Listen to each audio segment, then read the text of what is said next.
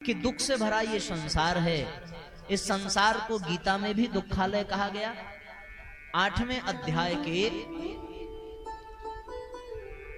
संभवतः 15वें श्लोक में गीता में दुखालयम शाश्वतम इस संसार को कहा गया है। और भगवान बुद्ध भी इसे दुखालय ही कहते हैं, दुख का घर ही कहते हैं। और हम सब गीता की बात को भी ना सुने, भगवान बुद्ध की बात को भी न जाने, तो भी जीवन में अनुभव करें, तो अनुभव करने पर हम भी इसी निष्कर्ष पर पहुंचेंगे कि वास्तव में दुख के सिवा और कुछ इस संसार में है नहीं। लोगों को लगता भर है कि सुख के दिन हैं, पर वो सुख के दिन भी अपने पीछे तिजोरी में दुख ही छुपा करके ले आते हैं। माता जब गर्भवती होती है तो लगता है कि सुख के दिन आने वाले हैं, पर उस माता से प्रश्न करके पूछिए कि आपको सुख है या दुख है, दर्द है, तो वो मन रखने के लिए भले ये कह दे कि हाँ भैया बड़ी खुशी की बात है, पर जितनी पीड़ा उसे गर्भ में बालक को पालने में होती है, वो 9 महीने कितनी पीड़ा में रहती है, ये आप सब जानते हैं। फिर जब बच्चा जन्म लेकर के आ जाता है तो परिवार में खुशी की लहर छा जाती है, पर बच्चा हंसता है क्या? बच्चा तो रोता ही है, उसे तो दुख की ही अनुभूति होती है। और जब तक वो जानने समझने लायक ना हो जाए तब तक वो रोता है। और उस बच्चे को पाल पोस करके बड़ा करने वाले लोग ये सोचते हैं कि भविष्य का उजाला आ गया, कुल का नया चिराग आ गया। पर कितने लोग अपने बाल बच्चों से सुखी हैं? अपने आप से प्रश्न करने की आवश्यकता है। जिनके पुत्र नालायक हैं वो तो दुखी हैं, और जिनके लायक हैं वे भी दुखी हैं, क्योंकि जो लायक होगा वो पास में नहीं होगा, वो तो दूर ही होगा, उसके वियोग का दर्द परेशान करेगा।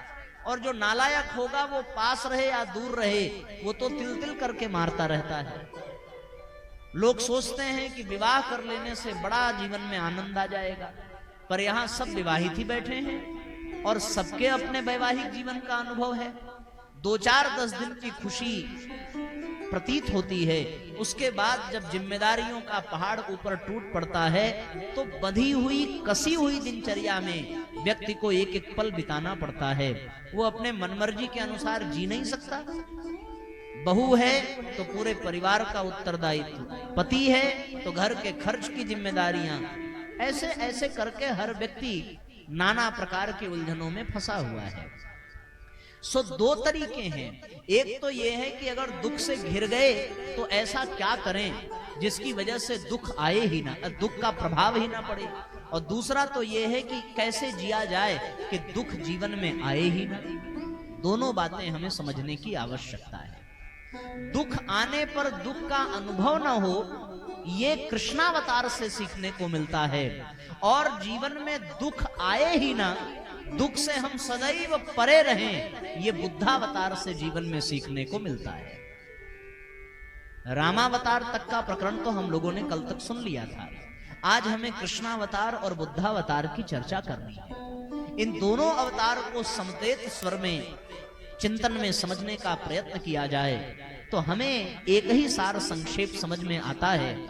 वो ये है कि कृष्ण के अगर जीवन शैली को देखा जाए तो फिर लाख दुख हो, पर भगवान कृष्ण की नीति पर चला जाए तो लाख लाख दुख होने के पश्चात भी दुख का प्रभाव हमारे ऊपर कभी हो नहीं सकता।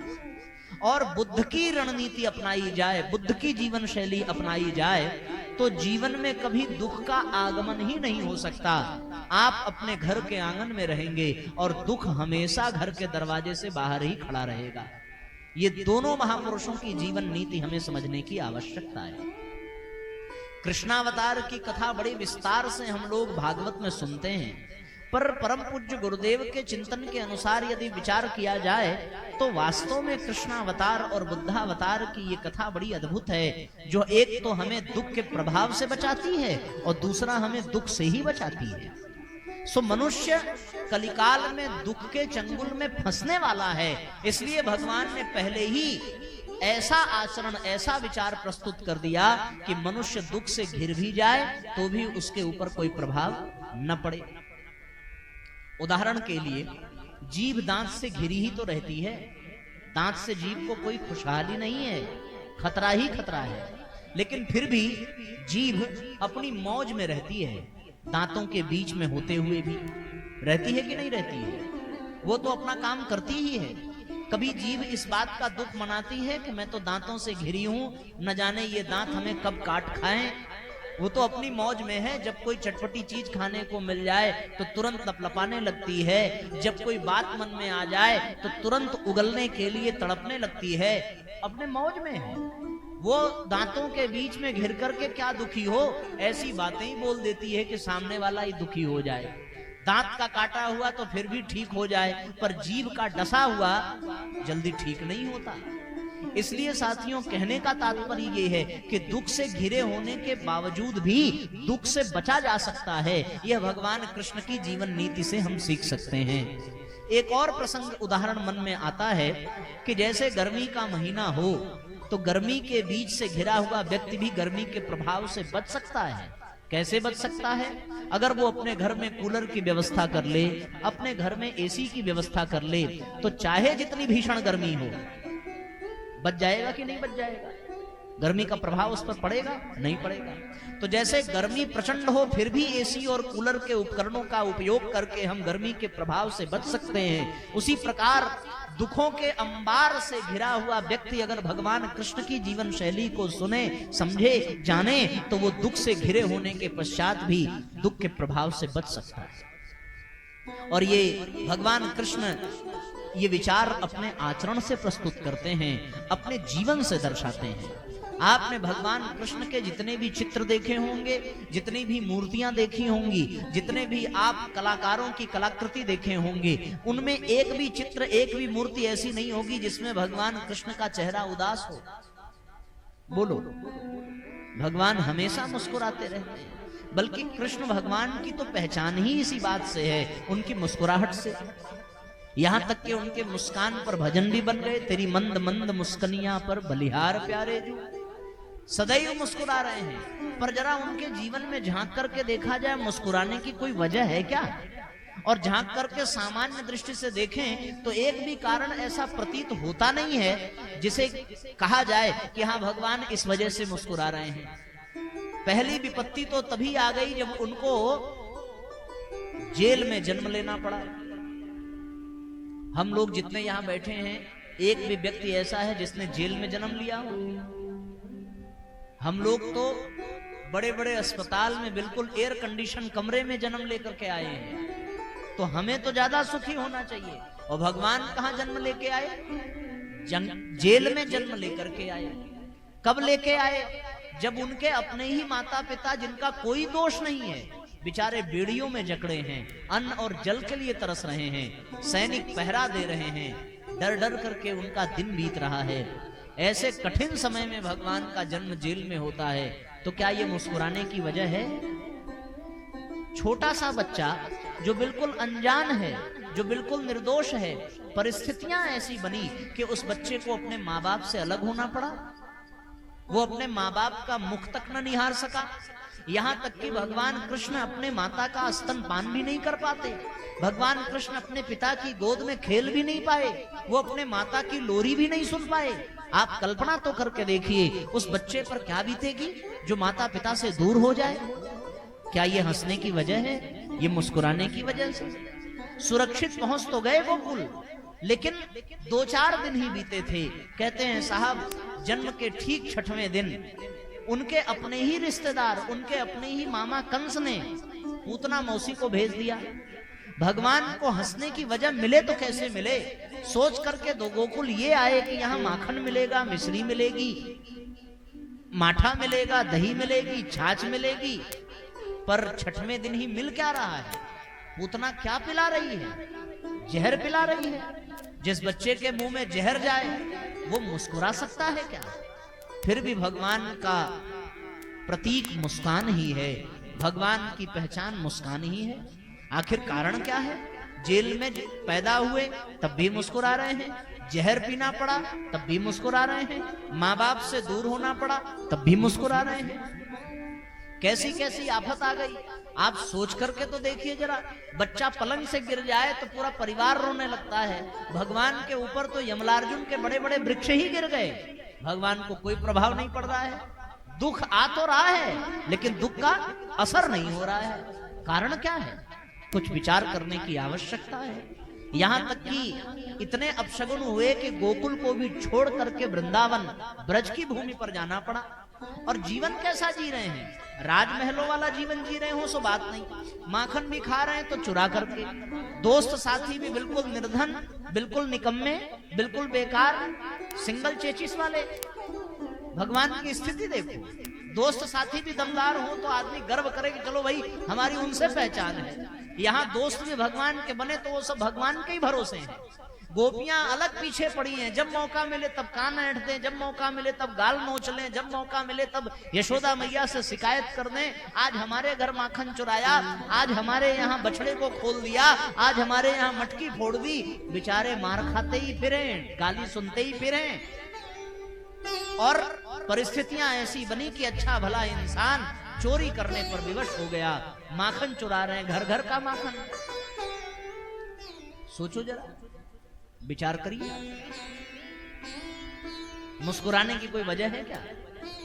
जरा सा मन में आया कि चलेंगे गाय चराएंगे, बछड़ों के साथ खेलेंगे, तो वहां भी आफत आ गई। कभी धेनुकासुर आ जाए, कभी वत्सासुर आ जाए, कभी बकासुर आ जाए, कभी अघासुर आ जाए। और तो और अब ये हुआ कि भाई ना हम गेंद खेलेंगे ना बछड़े चढ़ाएंगे, अब हम अपने दोस्तों के साथ मौज करेंगे। यमुना के किनारे गेंद खेलने गए, वहां भी आफत आई कि गेंद यमुना में ही चली गई। और जब गए निकालने तो ऐसा विषधर सांप, कालियानाग। बताओ, मुस्कुराने की कोई वजह है क्या? जिन भगवान की हम प्रार्थना करते हैं, घंटों भजन करते हैं, जप करते हैं कि हे गोविंद हे गोपाल अब तो जीवन हारो, अब हमें कष्ट से बचाइए, दुख से बचाइए, लेकिन जिनकी पूजा कर रहे हैं वो बेचारे खुद फंसे हैं, कहां से बचाएंगे? फिर भी उनके जीवन में दुख का कोई असर नहीं है, दुख का कोई प्रभाव नहीं है, दुख की कोई परछाई नहीं है। ऐसी ऐसी विपत्ति आने पर भी। और प्रमाण इस बात का है भैया कि हमारे जीवन में कोई विषैला सर्प आ जाए तो हम तो बेकार ही हो जाएंगे, पर भगवान की महिमा ही गजब की है कि उस विषैले सर्प के ऊपर भी खड़े होकर के नृत्य कर रहे हैं, इसीलिए तो वो भगवान है। कैसी सुंदर लीला। इसलिए साथियों,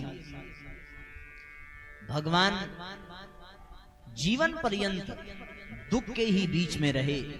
मथुरा पहुंचे, अपने माँ बाप से मिले तो सही, माँ बाप को कंस का वध करके मुक्त कराया तो सही, लेकिन कंस का जो ससुर था जरासंध, वो जरासंध रोज रोज आक्रमण करता।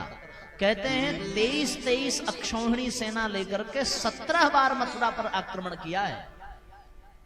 हमारा तो पुलवामा का अटैक हुआ और ये सिंदूर अभियान हुआ, 2-4 दिन में ही सारे देशवासियों का हृदय धक धक धक धक करने लगा। विदेशों में जो युद्ध चल रहा है, पर सोचिए मथुरा में 17 बार पूरे देश के विभिन्न विभिन्न राजा अपनी सेनाओं सहित आक्रमण कर रहे हैं। भगवान के जीवन में चैन है? अंत में मथुरा भी छोड़ करके समुद्र के बीच में नया महल बनाना पड़ा, सबको लेकर के भागे। शादी करने माता रुक्मिणी से गए तो वहां भी लोगों ने पीछा नहीं छोड़ा। रुक्मी ने पीछा कर लिया, शिशुपाल ने पीछा कर लिया, यानी विवाह भी ढंग से बेचारे का हो नहीं पा रहा है। वहां भी लड़ते लड़ाते किसी तरीके से लुगाई लेकर के भागे और तब जाकर के विवाह द्वारिका में आकर के कर रहे हैं, फिर भी कोई परेशानी नहीं। विचार तो करो, जो खुश होता है वही अपनी बेटी भगवान के सिर मढ़ देता है। जामवंत जी खुश हुए तो बोले महाराज हमारी कन्या आप स्वीकार कर लें। लो, एक और खर्चा बढ़ गया। एक मेहरारू तो आदमी संभाल नहीं सकता और बढ़ता ही जा रहा है। श्यमंतक मणि की चोरी का कलंक लगा बिना चुराए, और श्यमंतक मणि की चोरी का कलंक मिटा तो फिर 17 जितने अपनी पुत्री सत्यभामा को भगवान को सौंप दिया, प्रभु आपकी दासी है, आपके ही पास रहेगी। फिर से विवाह, एक और खर्चा बढ़ा। ऐसे ऐसे करके भगवान भौमासुर को मारने जाते हैं तो पता चलता है कि भौमासुर ने 16,100 कन्याओं को बंदी बना लिया है, और उन 16,100 कन्याओं ने हाथ जोड़ करके कहा कि प्रभु आपके सिवा अब और कोई दूसरा सहारा नहीं है। हम इतने दिन परतंत्र रहे, अब समाज में कौन सा मुंह दिखाएंगे, कौन हमारा हाथ थामेगा? आप ही हैं जो हमारी नैया पार लगाएंगे। भगवान को विवश होकर 16,108 शादियां करनी पड़ी। एक शादी बिताने में कितनी आफत आ रही है आप सब देख ही रहे हैं। 60-70 साल में तो पता चल ही जाता है। और यहाँ 16-16 हजार विवाह। बताओ ये हंसने का कारण है? बारात जाना अच्छा लगता है, बारात विदा करा करके कन्या को ले आना अच्छा लगता है, लेकिन उसके बाद भैया जब जिम्मेदारियां बढ़ती हैं तब खून पसीना सब एक करना पड़ता है। रोजे तो कुछ ना कुछ डिमांड रहती, आज ये चाहिए, आज ये चाहिए, आज ये खाना है, आज ये पहनना, आज यहाँ शादी है, आज यहाँ ये पहन के जाएंगे, ये करेंगे, ऐसे ऐसे नाना प्रकार के प्रपंच होते हैं। अब सोचिए इतनी बड़ी गृहस्थी भगवान संभाल रहे हैं, फिर भी दुख का कोई असर नहीं हो रहा है। भगवान की जो बहन बेटियां हैं वो भी खुश नहीं है। उनकी अपनी बहन सुभद्रा का जवान पुत्र अभिमन्यु मारा गया। सोचो जरा, द्रौपदी को बहन बनाया तो 5-5 पुत्र द्रौपदी के अश्वत्थामा ने मार दिए। पांडवों के साथ नाता जुड़ा, बेचारों को वनवास हो गया। कुंती भगवान की सगी बुआ हैं, भरी जवानी में विधवा हो गई, बच्चों के साथ वन भटकना पड़ा। ना अपने खुश, न कोई रिश्तेदार खुश, फिर भी भगवान मुस्कुरा रहे हैं। कैसी गजब की बात है। अच्छा, सारी विपत्ति खत्म हुई, महाभारत का युद्ध हुआ, धर्म विजयी हुआ, पांडव राजा बने, माता कुंती राजमाता बनी, चक्रवर्ती सम्राट बने युधिष्ठिर। सोचे अब खुशी का दिन आएगा, और तब तक गांधारी प्रकट हो गई और कहने लगी कि तुमने हमारे बच्चों को मरवा दिया, हम तुम्हें श्राप देते हैं, जैसे हमारे 100 के 100 पुत्र मर गए वैसे ही तुम्हारा पूरा वंश समाप्त हो जाए। अब ले, बुढ़ापा भी भगवान का चैन से बीता नहीं, टेंशन। फिर भी न भगवान की दाढ़ी पकी, न बाल पका, न चेहरे से मुस्कुराहट गई। ये सोचने वाली बात है। गजब की बात यह है कि बगीचे में थक हार करके विश्राम कर रहे हैं, सोचे चले मुरली बजावें। इतने में एक बहेलिये ने तीर ऐसा चलाया कि आके भगवान के पांव में ही लगा और भगवान के प्राण ही निकल गए, और भगवान बिना कोई सुख का अनुभव किए यहां से प्रस्थान कर गए, अपने धाम चले गए। जिस दृष्टिकोण से हम इन प्रसंगों को आपसे कह रहे हैं, इस दृष्टिकोण से तो आपको भगवान कृष्ण की कथा किसी ने सुनाई नहीं होगी आज तक। इसके ठीक विपरीत आपने सुना होगा कि भगवान के जीवन में मौज है, इसलिए कि हम लोग उनको भगवान समझ रहे हैं। पर आज ना भगवान समझ रहे हैं, उस समय अगर भगवान सबने उनको समझा होता तो उनके जीवन में परेशानी काहे आती। दुर्योधन ने भगवान समझ लिया होता तो काहे युद्ध करता, जरासंध ने समझ लिया होता तो क्यों इतनी विपत्ति आती, कंस ने मान लिया होता कि ये भगवान है तो कहां आफत आती। ये तो उन आफतों से भगवान निकले हैं और फिर भी आनंद में है, तब तो हम लोग भगवान समझ रहे हैं। तो हो सकता है कि आप ये विरोध कर दें कि भैया आप कृष्ण कथा सुना तो रहे हैं पर कैसी विचित्र बात बता रहे हैं। हम लोगों ने तो सुना था कि भगवान नाचने वाले हैं, गाने वाले हैं, कपड़ा चुराने वाले हैं, माखन चुराने वाले हैं, गोपियों को नाच नचाने वाले हैं, और बंसी बजाने वाले हैं, और महारास रचाने वाले हैं, और गोवर्धन उठाने वाले हैं। और आप कह रहे हैं कि भगवान का पूरा जीवन दुख में बीत गया। तो बताओ गलत कह रहे हैं? एक भी प्रसंग हमने गलत कहा कृष्ण भगवान के संदर्भ में? कहा वही है जो शास्त्रों में लिखा है, आपने सुना है, पर उसका नजरिया थोड़ा सा बदल दिया हमने, दृष्टिकोण बदल दिया। और देखने पर तो सामान्य दृष्टि से, जो सामान्य जीवन हम लोग जी रहे हैं, उस सामान्य दृष्टिकोण से तो यही प्रतीत होता है कि अगर भगवान के जगह पर हम होते तो अपना सर फोड़ लेते इतनी आफत देख करके। वो लोग गलत कह रहे हैं क्या? लेकिन फिर भी भगवान के जीवन में कोई समस्या नहीं है, फिर भी वो आनंद में है, फिर भी वो मस्ती में है, फिर भी वो प्रसन्न है, और दूसरों के दुखों को दूर करने वाले हैं। ये विचारणीय है कि स्वयं इतनी विपत्तियों से घिरे हुए फिर भी भगवान दूसरों के दुखों को दूर करने वाले हैं। द्रौपदी का दुख मिटाया लाज बचाकर, पांडवों का दुख मिटाया राज्य दिलाकर, माता पिता का दुख मिटाया जेल से मुक्त कराकर, मथुरा का दुख मिटाया कंस को मिटाकर, और ग्वाल बालों का दुख मिटाया माखन मिश्री खिलाकर, गोपियों का दुख मिटाया बंसी बजाकर, और सारे गोकुल की रक्षा की गोवर्धन उठाकर। भगवान हमेशा दूसरों के दुख को ही मिटाने में लगे हैं, अपने दुख पर उनका ध्यान ही नहीं है। तो एक बड़ी सुंदर सी बात इतनी निकल करके आती है कि दुख के होने पर भी दुख का आभास नहीं होगा। कब? जब आपका ध्यान आपके दुख पर नहीं बल्कि दूसरों का दुख मिटाने पर होगा। ये भगवान कृष्ण की नीति है। जिए तो किसके लिए? दूसरों के लिए, औरों के लिए। वो अपने लिए नहीं जीते, वो दूसरों की पीड़ा मिटाने में, दूसरों का दर्द मिटाने में जीते हैं। उनकी चतुराई अपने स्वार्थ के लिए नहीं है। भगवान कृष्ण से अधिक चतुर चालाक कोई हो सकता है क्या? लेकिन हम लोग भी चतुर चालाक हैं। हम लोग चतुर चालाक हैं तो अपनी जेबें भरने के लिए। भगवान चालाकी करते हैं पांडवों को राज्य दिलाने के लिए। हम लोग चतुर चालाक हैं अपने गुणगान यशगान करने के लिए। भगवान चतुर चालाक हैं युधिष्ठिर को राजा बनाने के लिए। जिनकी चालाकी, जिनकी चतुराई, जिनकी विशेषता दूसरों का कल्याण करने के लिए है। भगवान की विशेषता है कि नहीं है?